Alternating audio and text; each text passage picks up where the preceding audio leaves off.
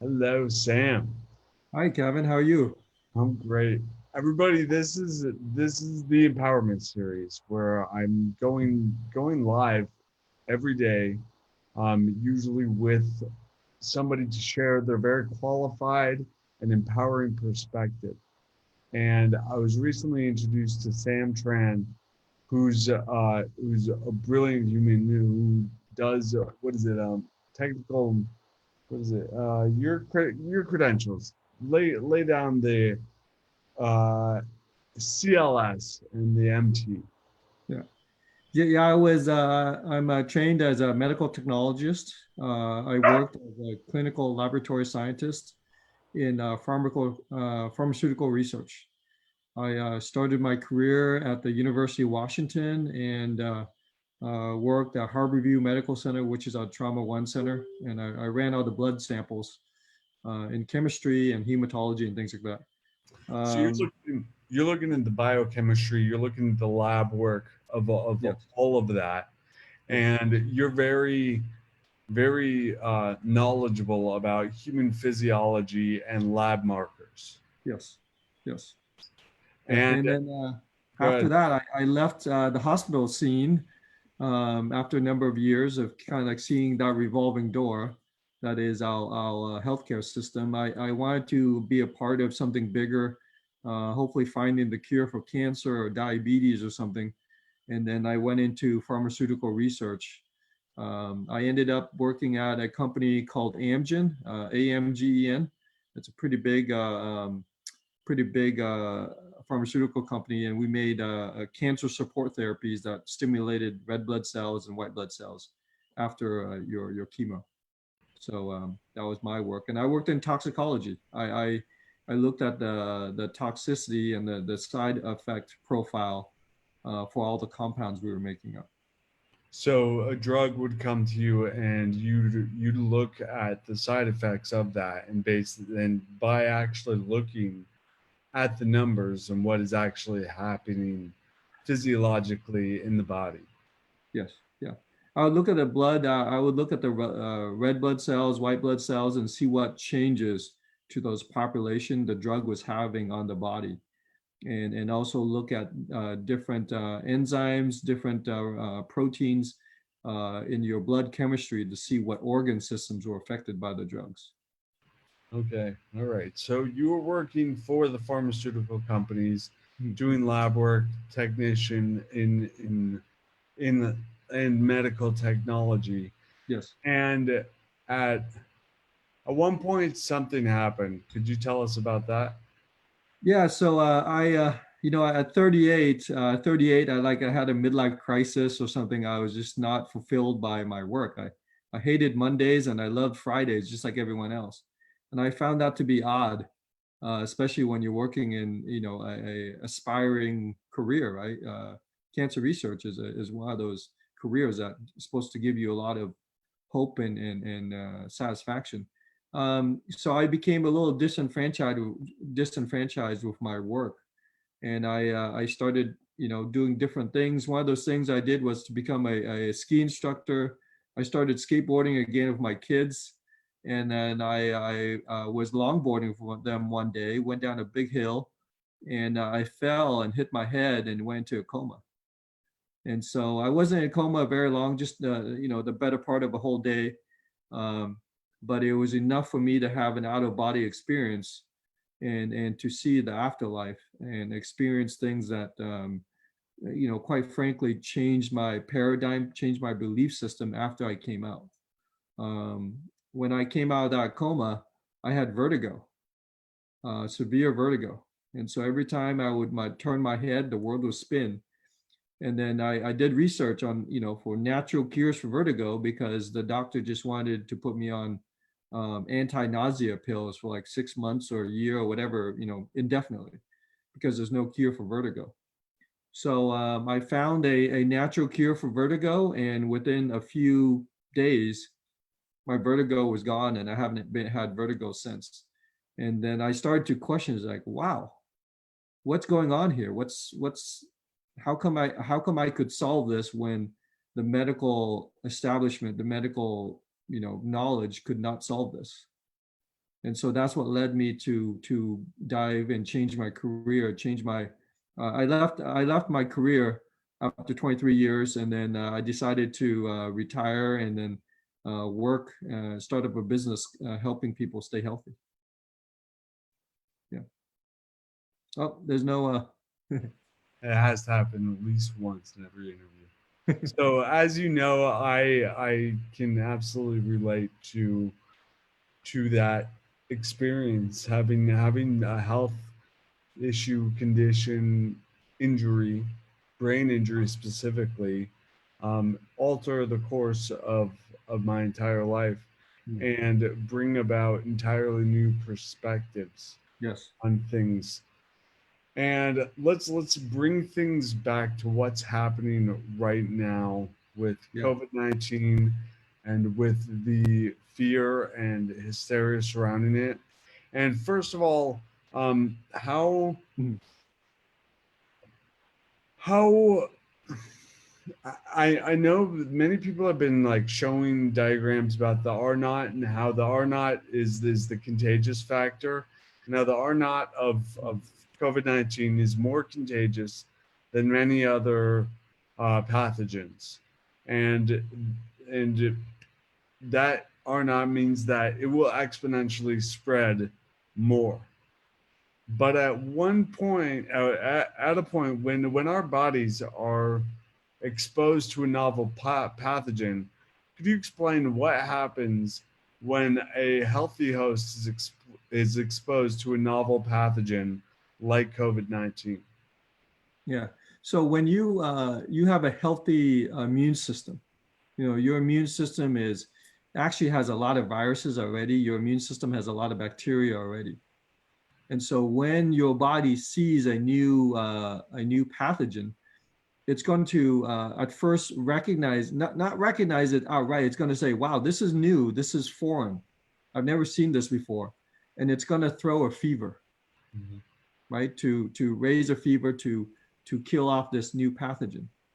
But during that fever, it's also going to recognize that the RNA or the DNA or the genetic makeup of this new pathogen, right? And it's going to learn that, right? That's called a Th1 response, okay?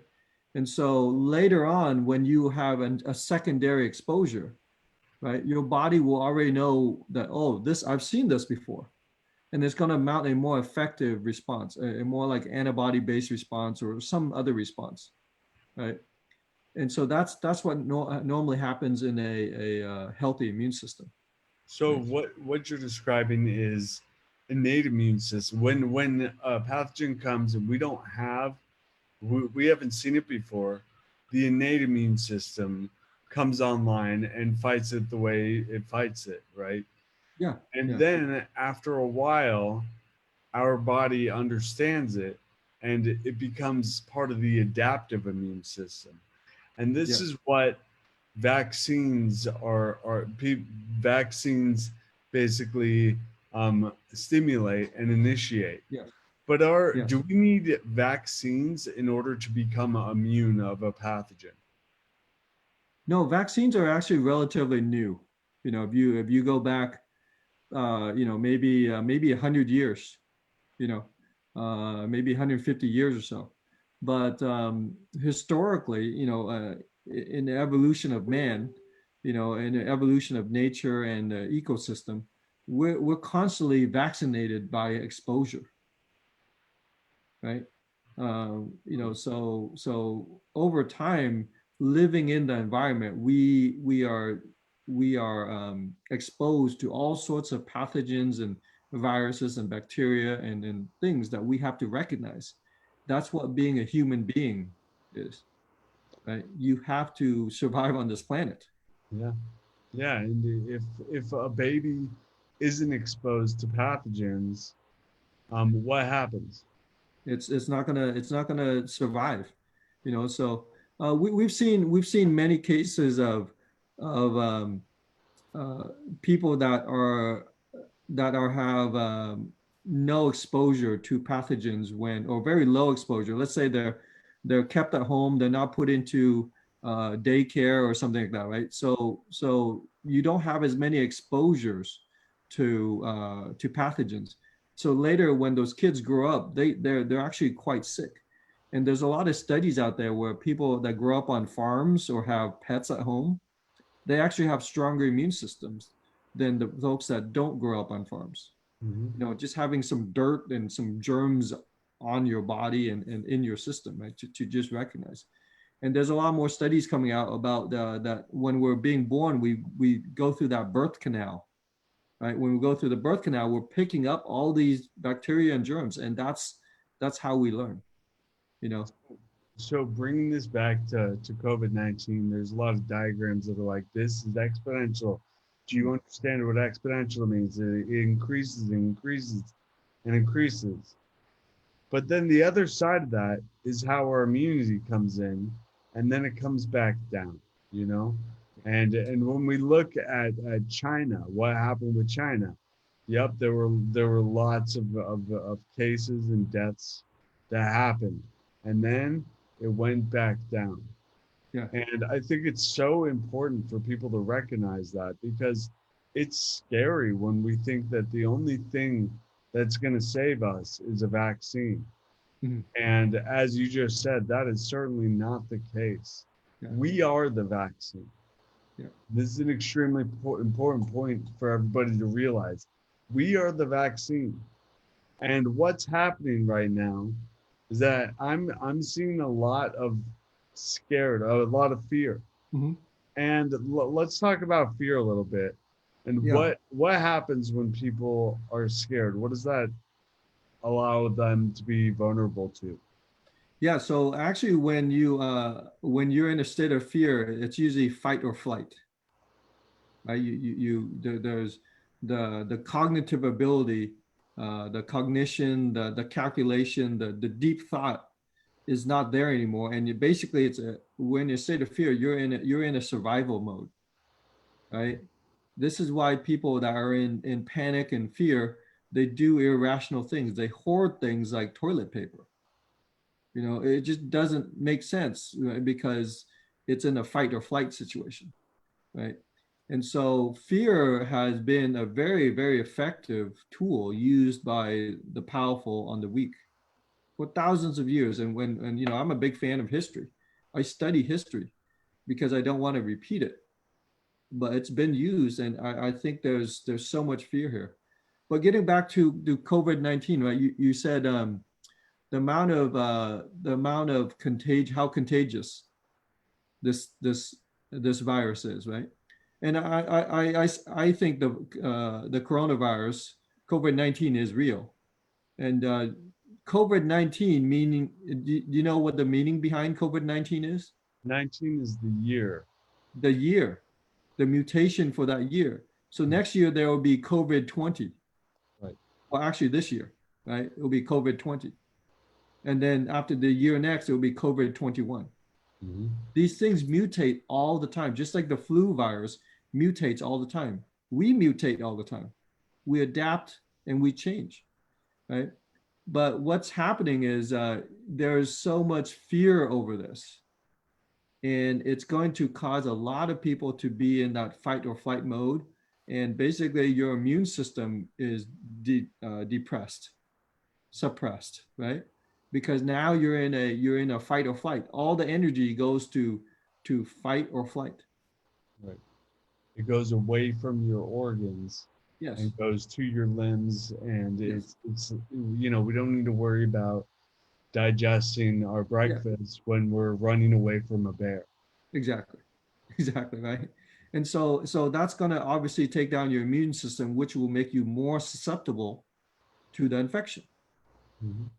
right? There's a feedback loop here.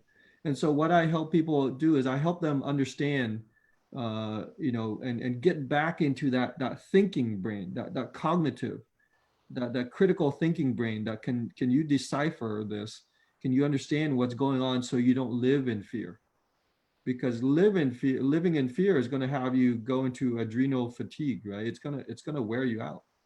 Being indoors, you know, being indoors, not getting vitamin D and not eating fresh fruits and vegetables is gonna cause us to be more susceptible.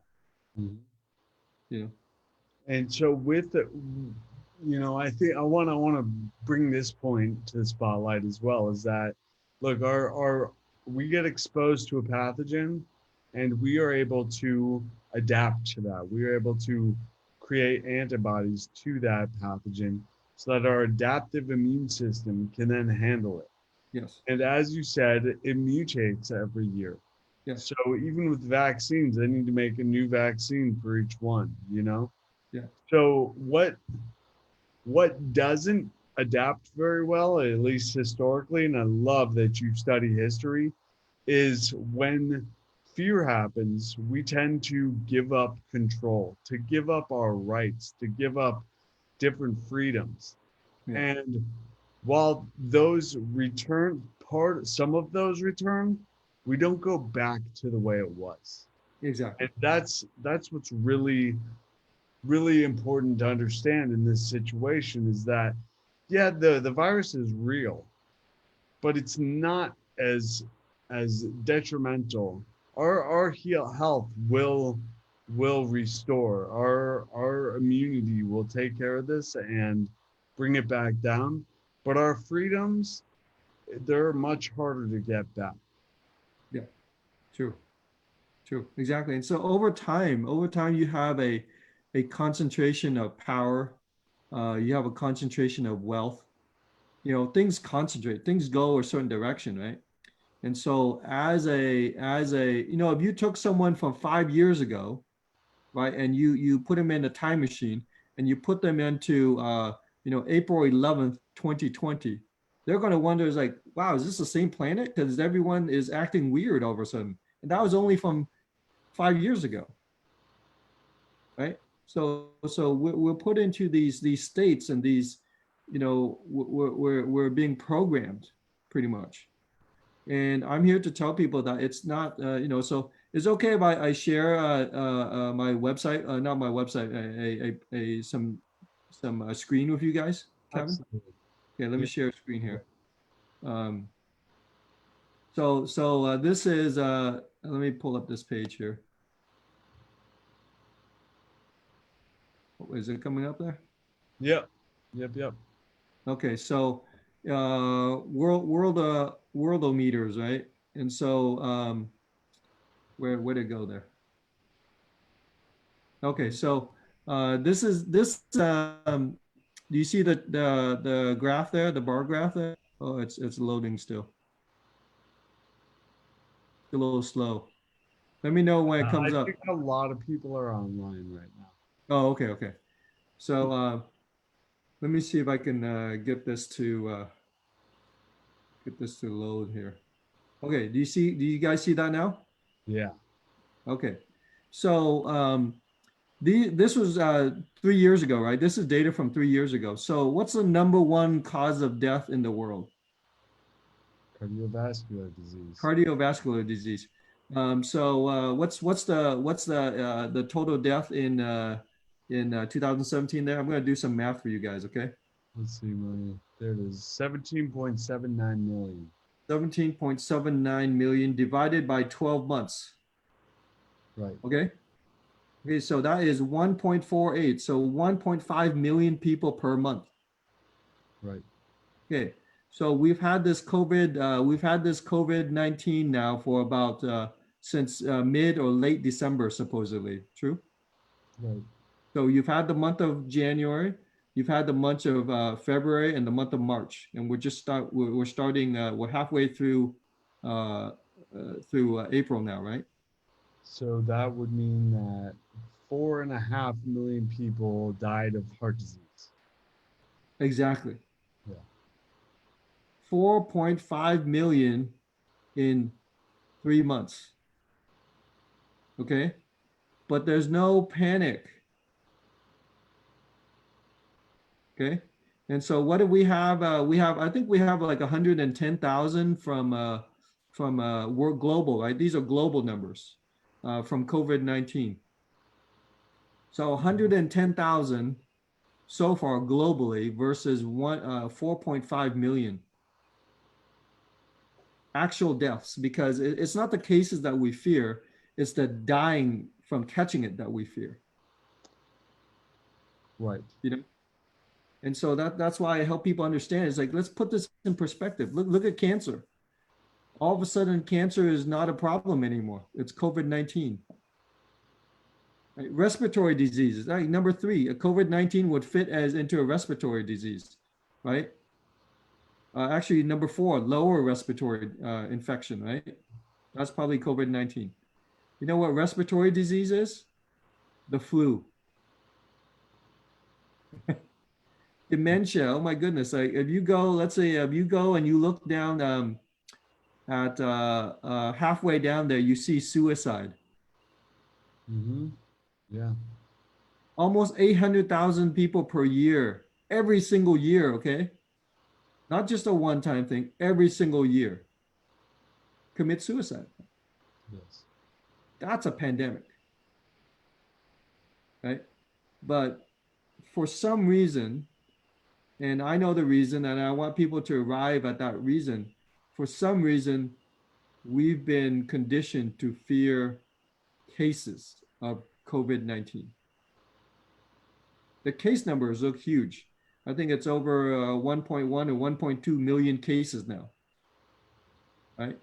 There's probably 7.6 billion people infected with coronavirus currently, but we've only tested like a million people. You know why, Kevin? Because our antibodies fight it off. We're strong enough to handle it. No, because coronavirus causes the common cold. Mm-hmm. Everyone has coronavirus in their system already. Mm-hmm. This is just COVID-19, right? Next year, there'll be COVID-20, but you already have it in your system. That's why more than 80% of the infections are asymptomatic or don't or mild. Yeah, If exactly. this exactly right, if this was the pandemic, right, you would see bodies all over the streets, literally. I think this is what people are afraid of, Yeah, is that it's going to continue and continue and continue. yeah.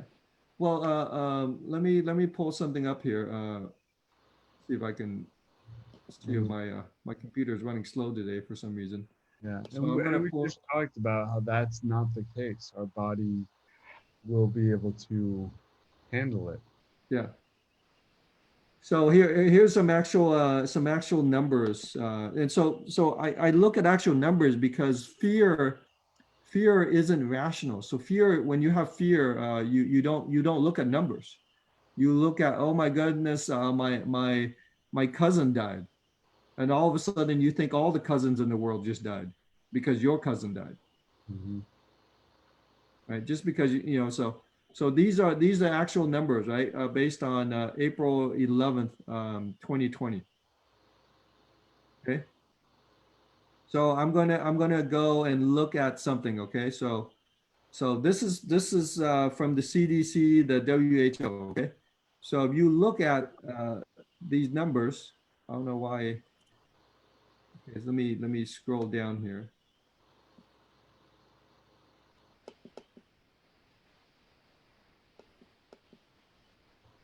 I don't know, something going on with my computer. It's going slow. But see if I can scroll down on this page here. So Yeah, we got a little bit. it's moving. Okay. I don't know why it keeps zooming in, but this.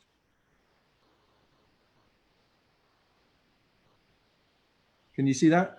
Yeah, 14.8% death rate in 80 plus years old. Okay. So what kind of pandemic only hits one population very, very selectively? Hmm. You see that? I see that. Doesn't that seem odd to you? If it's a pandemic, it's going to hit the world. That's what pan means global, right? Pandemic, right? So what kind of disease only hits only older people. Comorbidities is what most people would say. That's because Yeah, of comorbidities. yeah. So let me scroll down a little bit more. I don't know why it's not scrolling down, but yeah, comor. So if you have, you know what else, Kevin? Do you know what the life expectancy in America is today? Like, how long is the average life expectancy? I actually don't know that. What is that? It's about 79 years old. Okay. On average, we're going to make it to 80, hopefully. Mm-hmm. So anything above 80 is bonus time. Okay. So what kind of disease strikes down people, the majority of people after 80, besides COVID-19? People that were gonna die anyways. I mean, you don't mean to say it in a way that sounds harsh. Yeah. Exactly. Exactly. But now we're all running around like I'll probably die at 79 or 80. Statistically, that's what's going to happen to me. But now my death is not going to be attributed to, you know, heart attack or cardiovascular disease, right? Or cancer, right? Which were the top two, right? It's going to be attributed to COVID-19. Right. And that's a really important point too. Basically, if you have or are suspected to have COVID-19, but you die of a heart attack, they mark it as COVID-19. Exactly. Exactly. That's a problem. Yeah. That's a huge problem, right? And so here, finally, I got it back here. So let me scroll down to the pre-existing right here. Do you guys see that?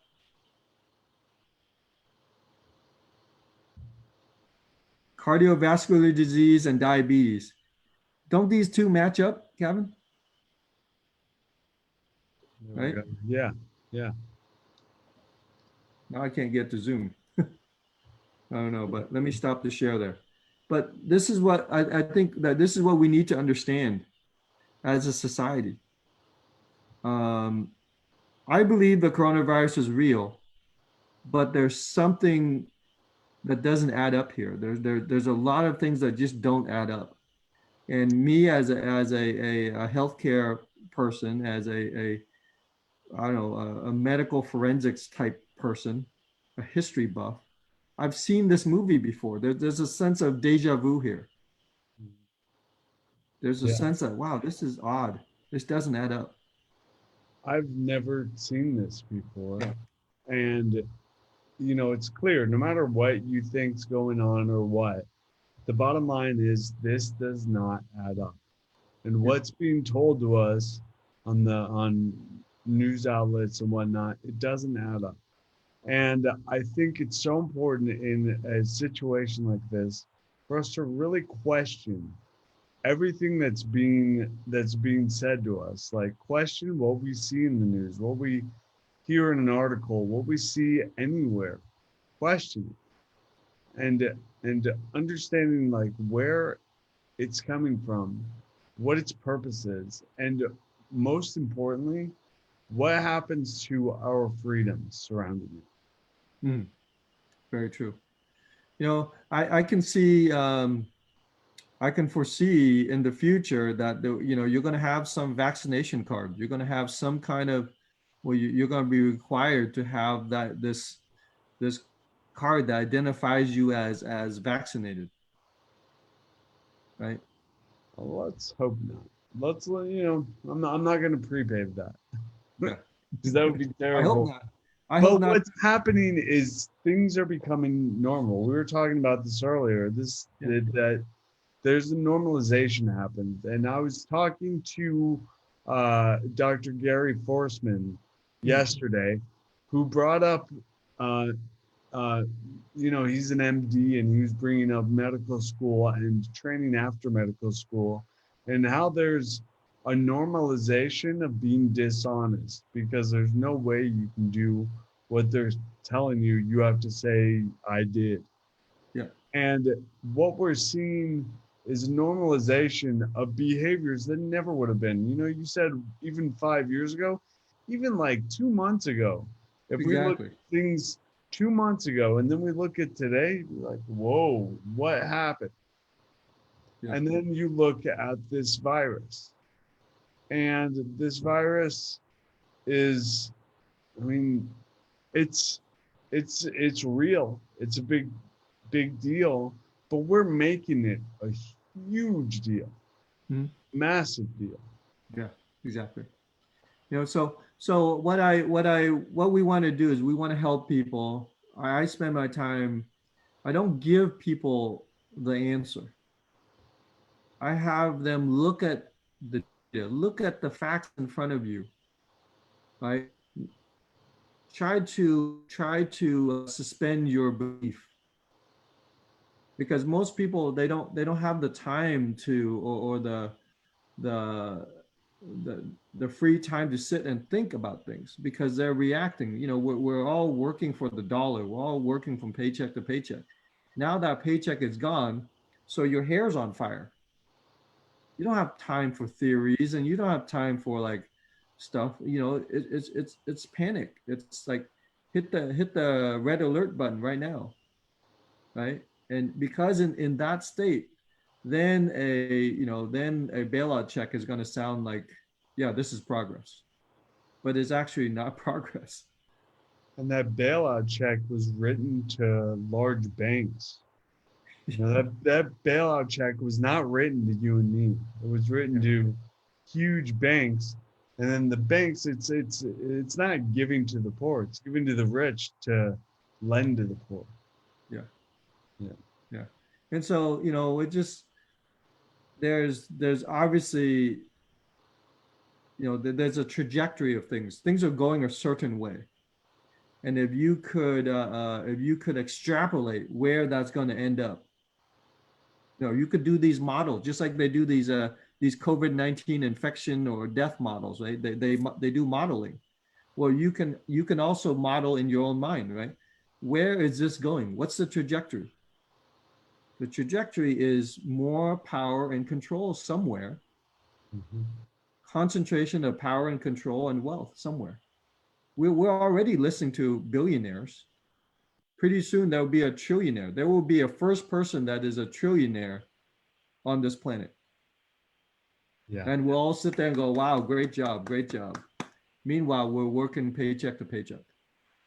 So I love the like letting people come to their conclusions. Mm. Um, and what we're seeing with things right now, the trajectory of things, we can stop. We're all living paycheck to paycheck. Not anymore.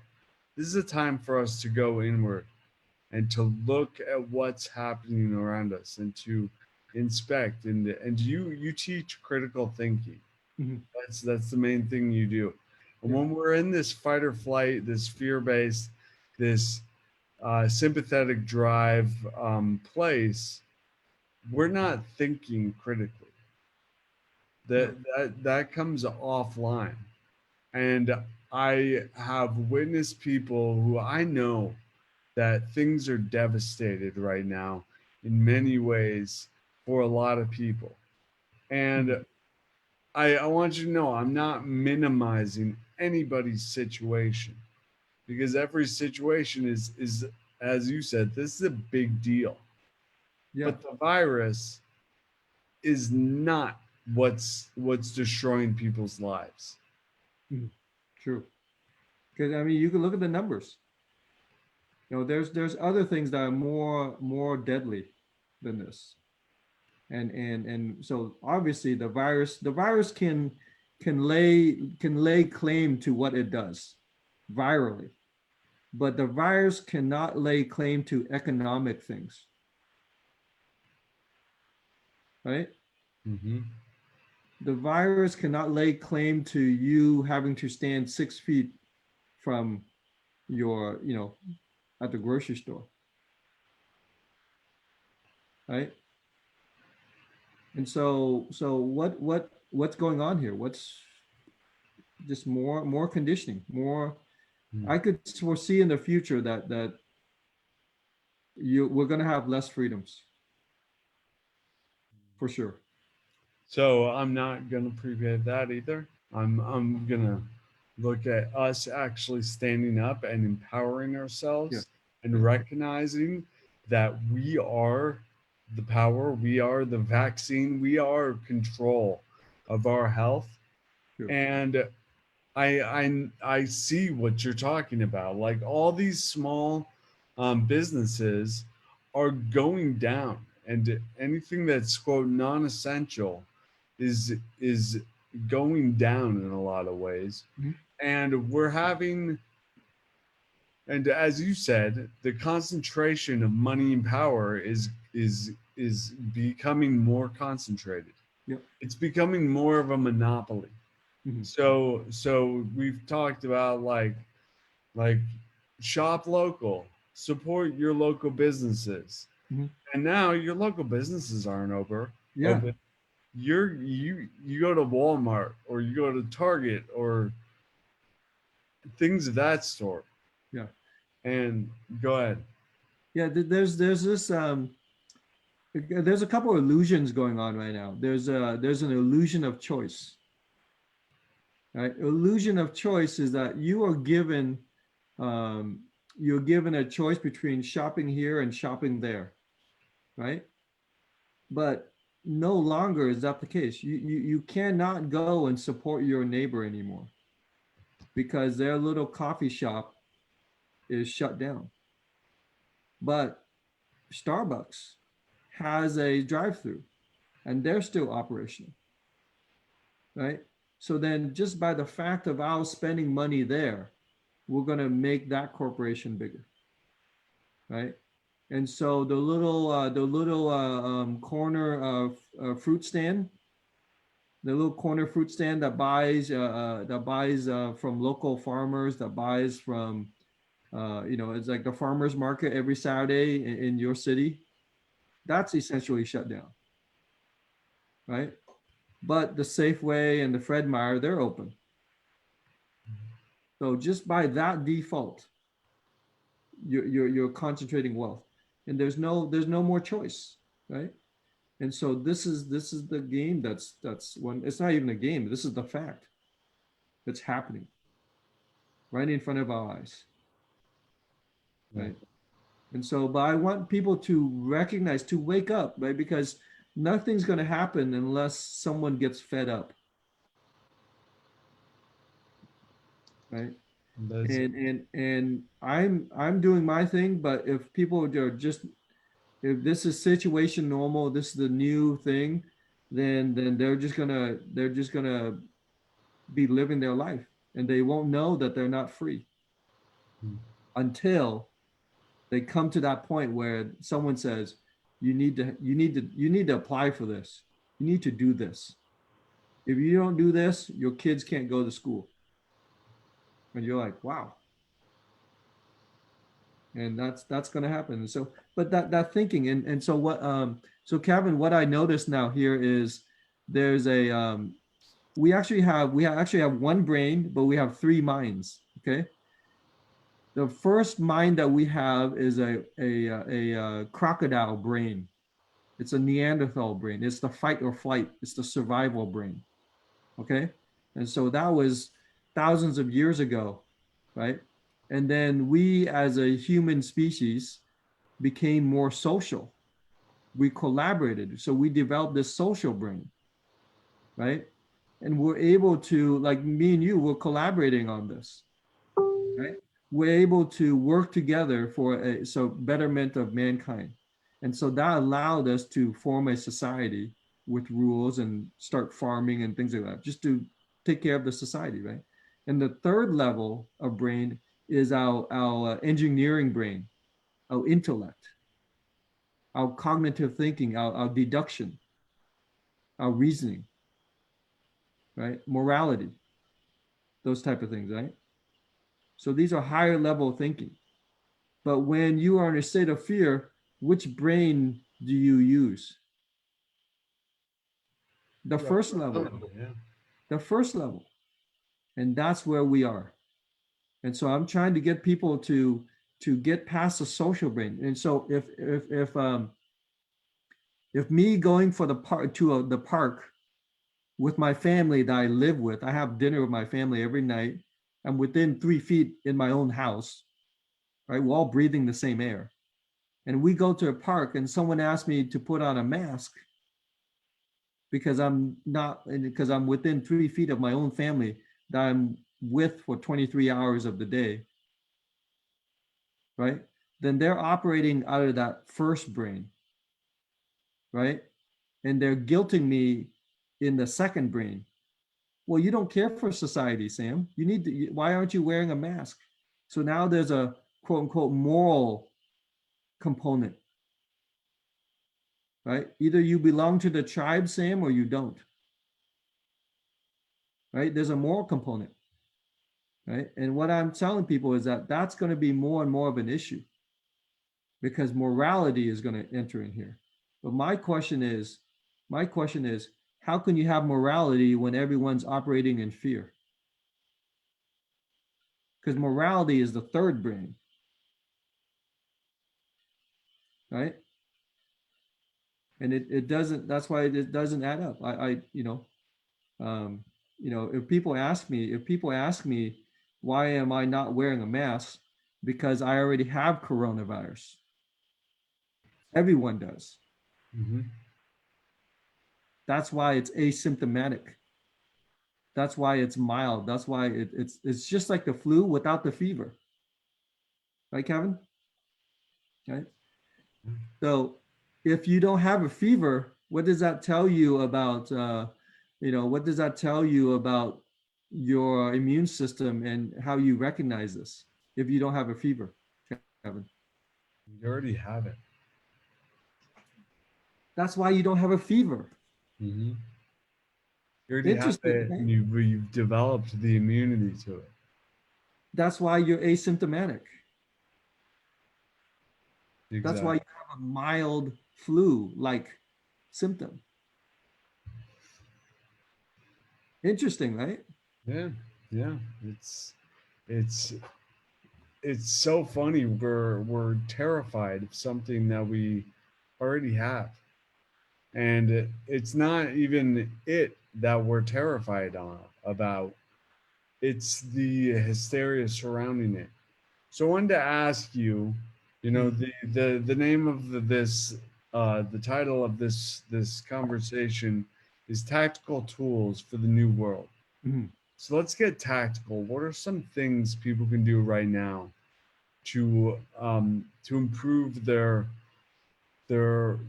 resilience, not only to a virus, Mm-hmm. but to a social upset and hysteria following it?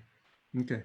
So physically, what you can do is go get sunshine, go get fresh air, eat some real food, some fresh fruits and vegetables, right? Some colorful foods, fresh greens, right?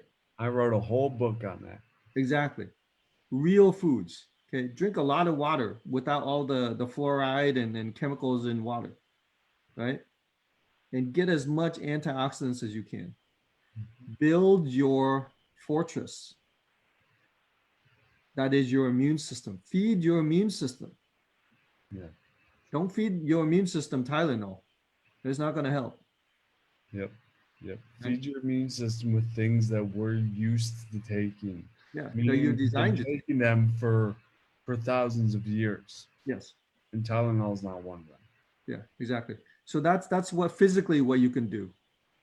Mentally, what you can do is get out of your state of fear because that state of fear will undo everything that you've done to build up your immune system. So mentally, question everything just because it's so. That's why I tell people to free their mind and just free your mind from the conditioning and think about this. Just think. Okay, if you become infected and you are asymptomatic and you have no fever or you have a mild reaction to this, then are you going to die? The answer would be no. Okay, so if you do not die, then what is that experience? That was your immunization. Hmm. That's your vaccine. That's your vaccine. right? And so that's how you understand this, right? And Yeah. so that's how it's been. That's, people that study in the immune system, this is how it works. This isn't new theory. This is how it works. I mean, I don't see any other animal on the planet lining up for vaccines. Right. Right. None of And them. Dr. Forsman and I talked about this. Is basically the business of medicine, Mhm. and how the bottom line is we live in a capitalistic society, True. and in capitalism, it's supply and demand.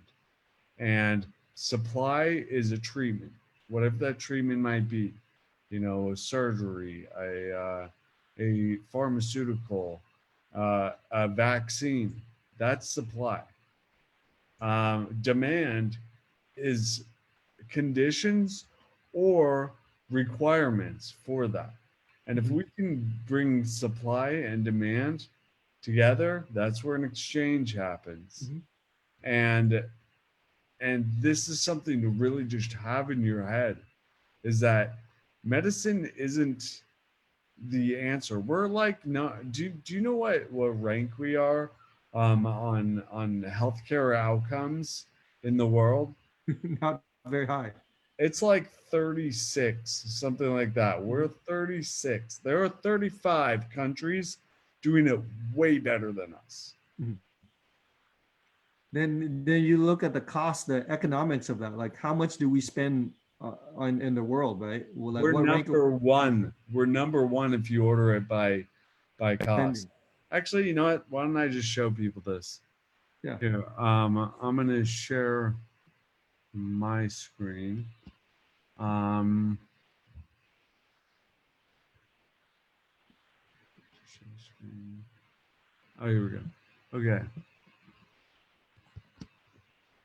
so I'm gonna go to Wikipedia, and we'll do World Health Rankings.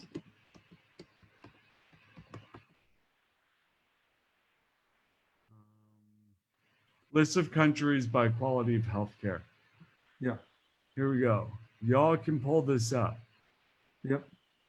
Um, breast cancer. Sure. Here we go. Cardiovascular disease. All right. So this is different than it used to be. Are It you used looking to for be lifespan? overall overall healthcare. Um, used to be overall healthcare. How much been it? What's So see if it'll change it. If you click the very top there, it says world because you put word health. Oh, there we go. Oh, there it is. Okay. Thank you. All right, this is the one. So these are the countries alphabetically. Hmm. Performance, overall health system performance. Okay. Number one, France. Oh, this is based on money and everything. Hmm. Um, attainments of health goals. This shows you that all of these overall thing, France, blah blah blah. Let's see what USA is. United States. We're 24. 24 in here. 32 for attainment of goals in health distribution. So this is just showing you that we are very low on the scale of actually providing good health care to our citizens. And it's something to just have in your mind. Just be aware of this, Yeah. especially when it comes down to, we have this virus, and everybody's like, be afraid of this virus.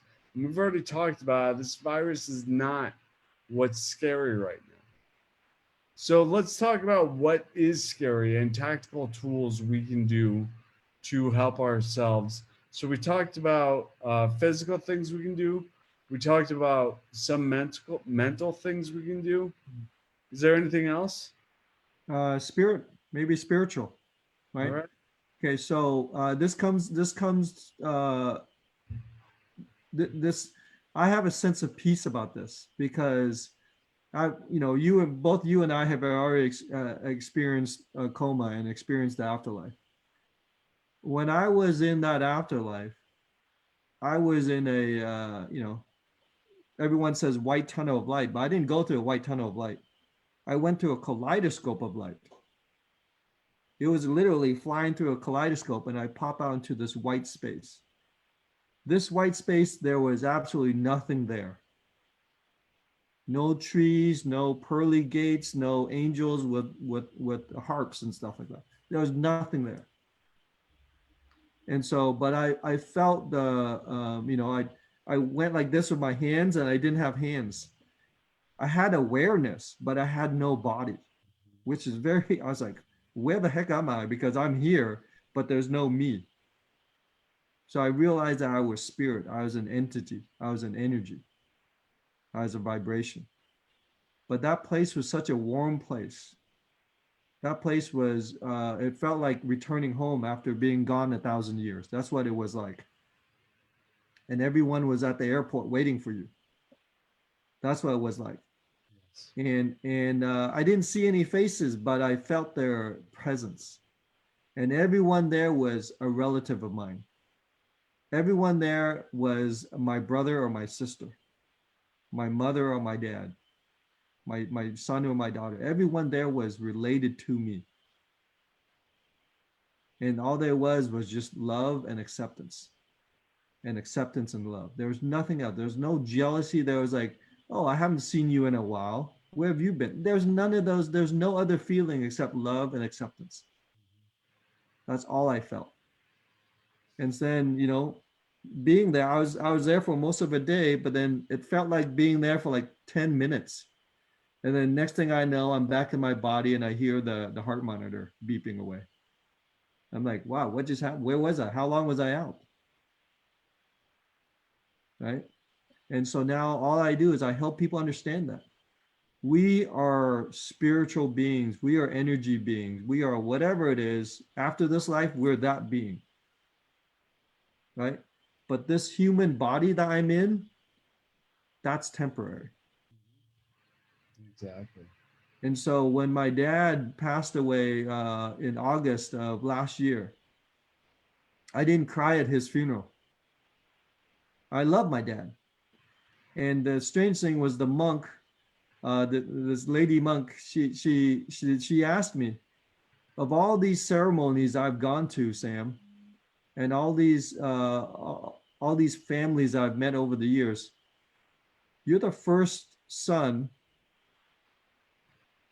that hasn't cried at their dad's funeral. And she asked me how come. And I said, I already know where he is. I already know I'm going to see him again. I'm going to be with him again. So I'm not afraid that I lost him, because most people cry at funerals, not for the person, but what their self will miss out on. But we're all brothers and sisters. We're all just temporarily here on this planet, but Absolutely. we're actually eternal beings. Yes. Yes. And Uh, you have to know that in your spirit. You have to know that in your spirit. it's a knowledge. It's a it's a faith.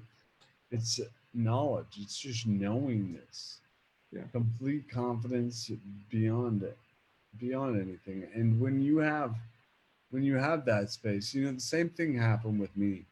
Um, my dog put my dog down, and I was so sad, just so deeply sad, and I didn't cry because I Mhm. know that everything everything is perfect, and we're gonna come back to that place. Yes. And who we are, or let's go to what we are. This hardware, this human brain and body that who we are currently is controlling either internally or externally. Um, it's just a suit. It's just hardware. You Yeah. know, Yeah. who we are is this infinite life force. It's infinite energy, and like other forms of energy, it can't be created nor destroyed. So I'm not worried about it. And that knowledge, that knowing, fear, fear is hard to I mean, I have to like imagine what fear feels like because it's something that has kind of left the building for me. Hmm. Hmm. Same And here. it's very healthy for that not to be in my experience. True. True. And I think it's accessible for all of us to get to that place where we don't fear. And I hear you with funerals and this relationship to death. I feel for everybody about the deaths that are happening right now. Hmm. Hmm. And they're not as um I mean it's not much different than business as usual, Hmm. as you showed with the statistics.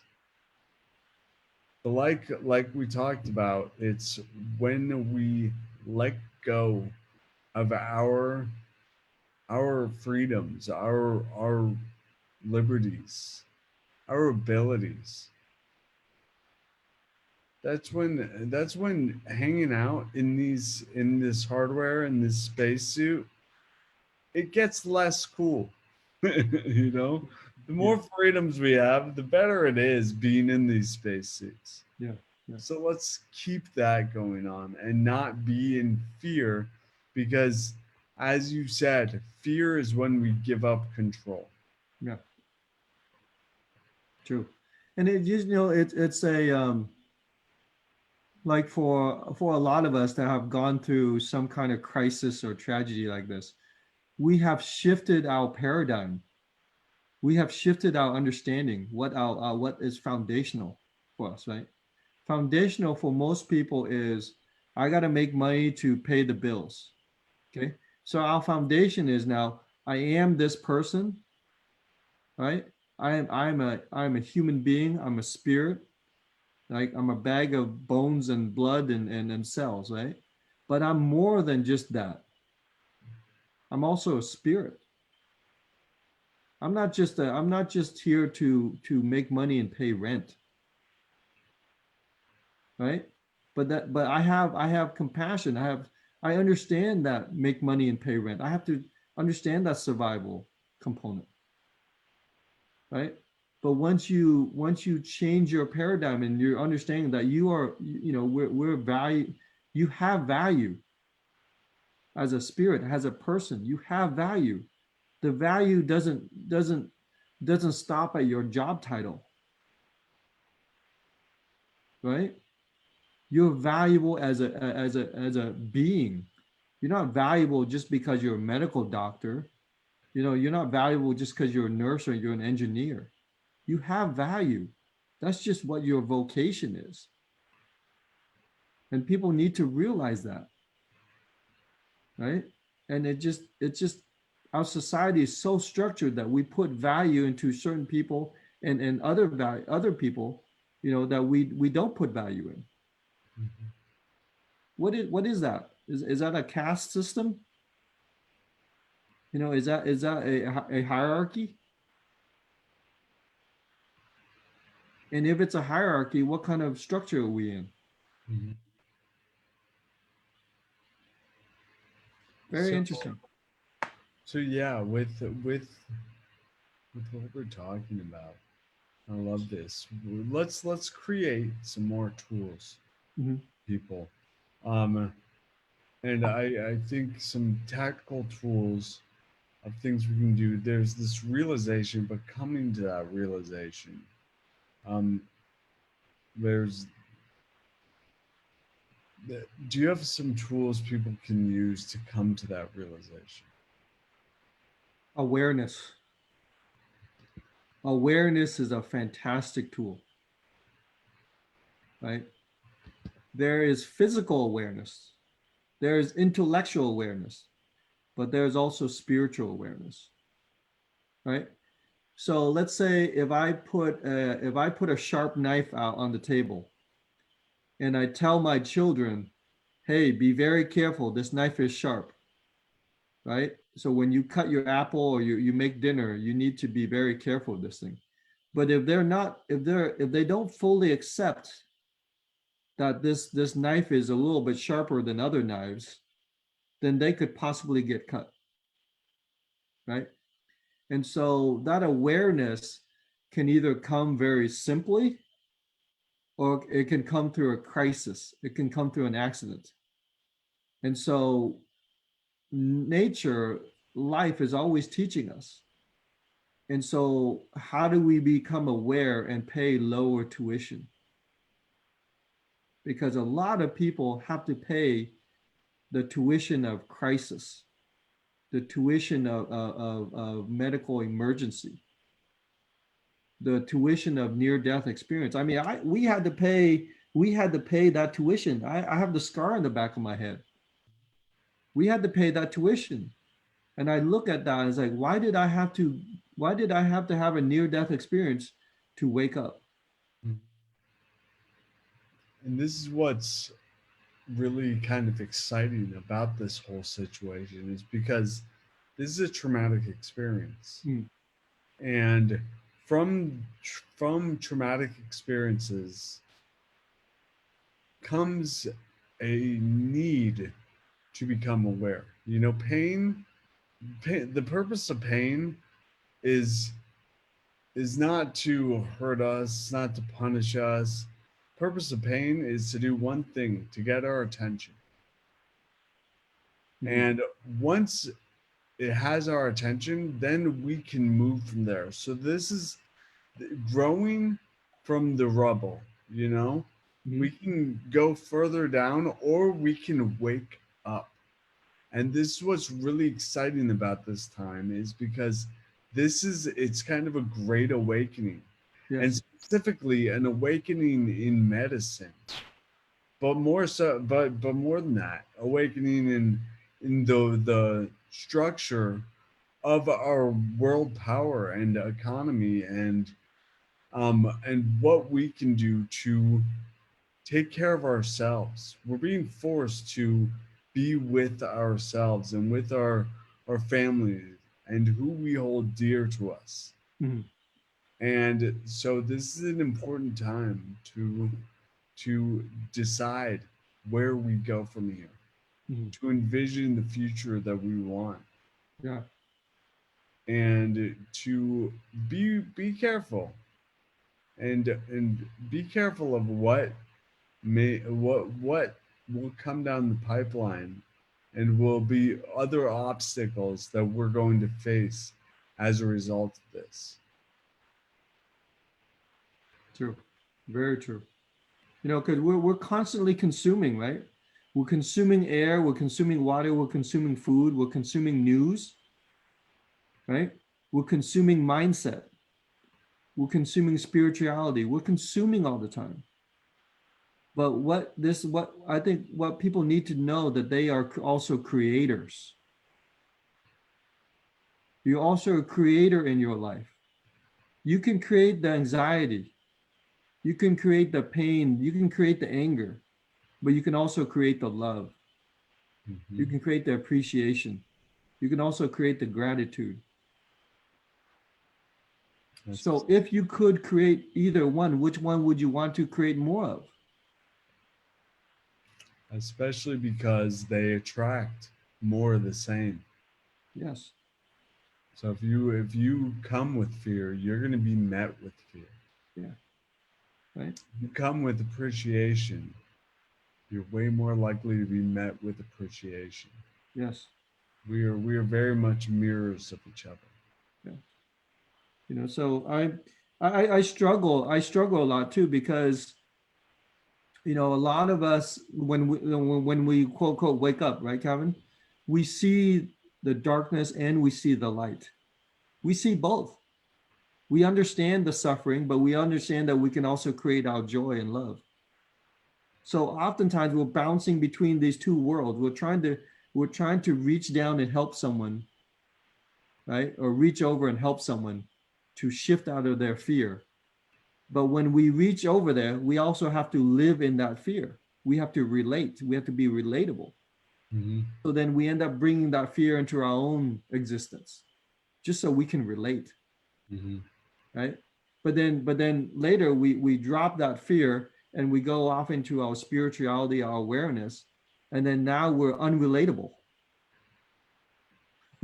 right? Because you're out there creating where people are just reacting, I and it's had like, and it's just like this weird like this weird situation that you have to bounce between these two worlds.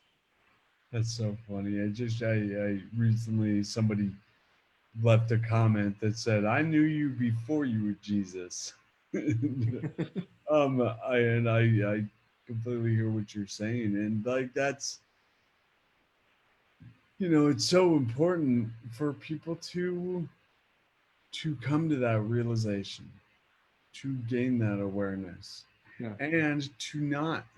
I mean, you talked about the cooperation brain or collaborative brain, yeah. and how and the double-edged sword aspect of it, Oh as yeah. that it's got a side to it that brings people to start shaming each other, Yes. and this is dangerous when it's just very much like political as well. Mhm. With politics we see this a lot when somebody who's up for office is somebody that that your loved ones disagree with, and if you say anything like at all supportive of them, they start shaming you. Mhm. And it's much like we're in a state where people have been told that this is so dangerous that you need to not work. You can't go outside unless you absolutely need to. You need to wear a mask. And if you don't do that, you don't care about the rest of the world. But as we just did by looking at the actual numbers, the real numbers that are Mhm. being reported, and by the way, like those that are tested are nowhere near the amount of people that have this virus. Yeah. But we look at that and we see that, all right, this this is an overreaction. Yeah. But then even hinting that people, my experience is that people have been really angry with any sort of hint that this is not this is not as big of a deal that we're reacting to, but the reaction in itself is a huge deal. Yeah. Do you know why that is? Why is that? Confirmation bias. Nice. Tell me Confirmation about bias. confirmation bias. Okay, so when you've already bought the fear, let's say you can go to the store and buy a bottle of fear. Okay. When you've made that purchase, you can either have really be proud of your new purchase or you can have buyer's remorse. Okay. So when you buy fear, you have to defend your purchase. Right. And when someone says that your purchase is dumb, your purchase is stupid, then you're going to get angry because you already bought the purchase. You already paid for it. It's already in your mind. And so now they're saying your mind is dumb. And so you're going to go into a fight or flight. I'm going to argue with this guy. I'm going to fight this guy because he just called me dumb because I bought fear. Or I'm going to block this guy and fly away from him. Mhm. Like, Fight or flight. yes. That's because the purchase is fear, Mhm. because the purchase is fear, right? And so confirmation bias, That's brilliant. I love that. And yes, confirmation bias. right? There's a line. It's easier to fool someone than it is to convince someone that they've been fooled. Exactly. Absolutely true. Yeah. And the bigger the lie, the harder it is. Yeah. Yeah. Yeah. Exactly. And so I share with them. I share people. It's like, you know, I whatever you're selling, I'm not buying. Right. Right. Right. Awesome. Well, thank you so much. I mean, this has been just really it's amazing to have this conversation with you. Yeah. Um, We is need there to do anything more of else these. you'd like to add? Yeah. Just this too shall pass. I know this will pass, and there's the fear will return every year seasonally, but in that seasonal return, like every fall, we're going to have a flu season, right?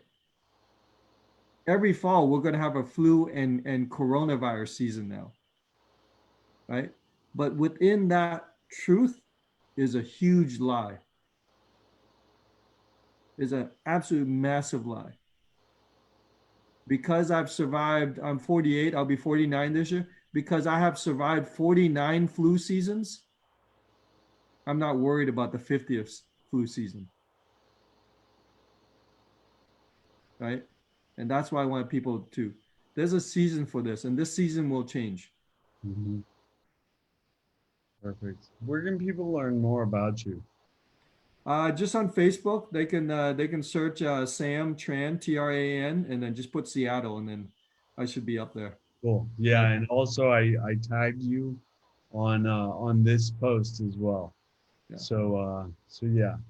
we're one family. We have to help each other out. We've never been this unified in something before.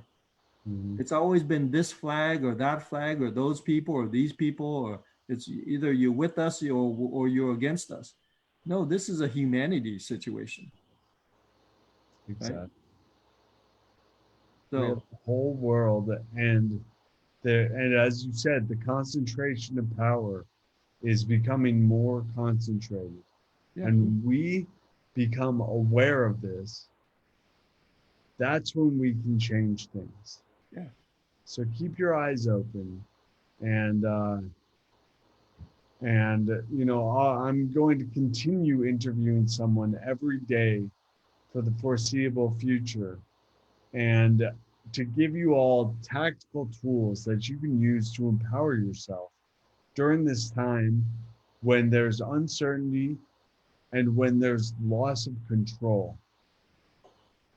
true, And this is our time to shine. true. So thank you so much, Thank Sam. you. I appreciate you, man. Thank you so much. I appreciate you too. And then I'm looking forward to helping more people. We this, like you said, there's a mass awakening happening here. Definitely, definitely. Thanks so much, guys. See you next time. Okay, thank you, brother.